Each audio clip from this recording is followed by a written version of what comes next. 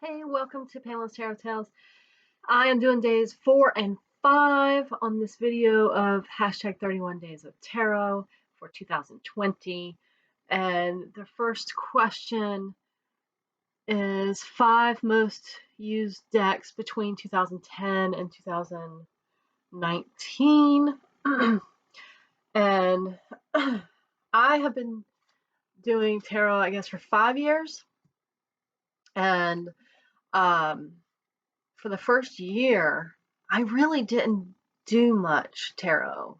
I just didn't have, I don't know, I didn't have friends that knew it. I didn't make it a priority. I don't know what it was. I just didn't really do it. So, but I got 2 decks that were my first decks at the time. And one of them was the Tarot of the Animal Lords, and then this Joie de Vivre.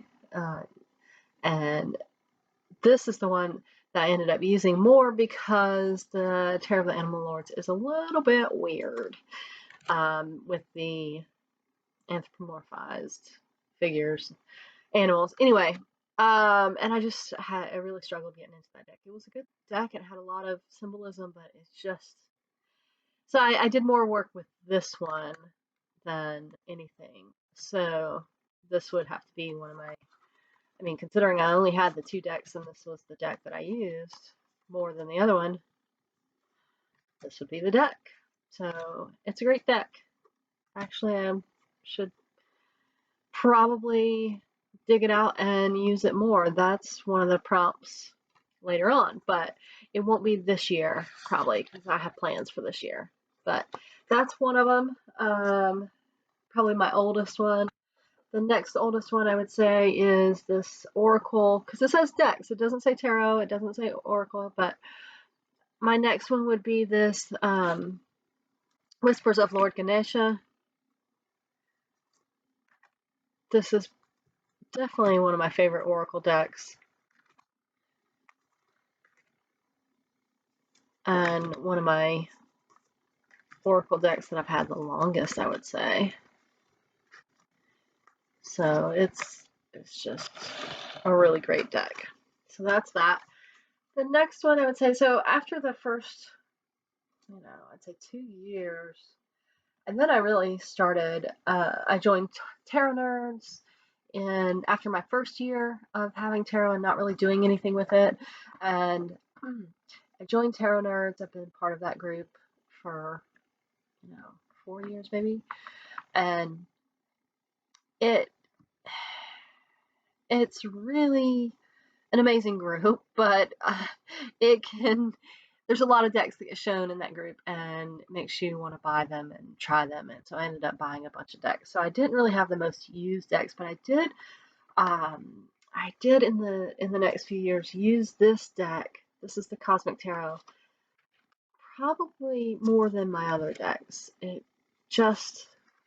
just love it. I haven't used it in a while, really, because I've had other decks come in that, oh, I love this Devil card so much. But I use this deck for a lot of readings for others, for herself, for pretty much anything. But I just really like this deck. So it definitely got a lot of use earlier on. And then I think it was 2018 maybe. I'm terrible with time frame, you guys, but I got into Marseille reading and dove deep into the deep end of Marseille, and in that year I pretty much, I think it might have been 2018, 2017, 2018, I don't know, but that year I really did a lot with Marseille, and I used a lot of decks, but this is by far the one that got the most use. And this is Tarot de Vivielle. I don't know if I said that, but it's one of my just favorites. It's just favorite. I love the artwork. I love the more neutral tones. I love the blurriness, like the bleeding. I love the quirkiness of it. The fact that the numbers aren't traditional in it. it's just an amazing deck, and it reads very well for me. So I spent a lot of time with this deck, and I know that this year in 2019, I didn't do a lot of Marseille reading. I pretty much I did mostly using Rider-Waite-Smith based decks, and I used collage decks. I think I talked about that. And I would say, even though I haven't had this deck very long, I use it all the time. This is the Muse Tarot, and this is probably the deck that I use. This one and Spolia, but this one even more so than Spoiler right now. It gets a lot of use. It's the deck I kind of reach for everything and want to use all the time, and it's the deck that I use. I've been using consistently for my daily readings, and it's the deck that I feel this is the deck that I really want to get to know super well.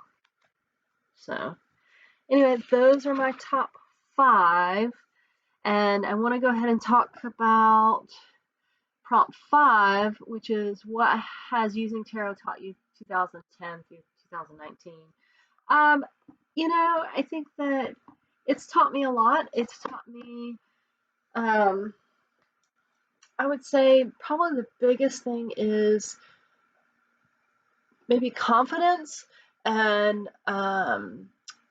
trust in my abilities, trust in my intuition, and trust in my delivery of that to self and others. And it's done a lot of personal growth and development through that. So yeah, I would say confidence. Okay, thanks. I'll see you for the next ones.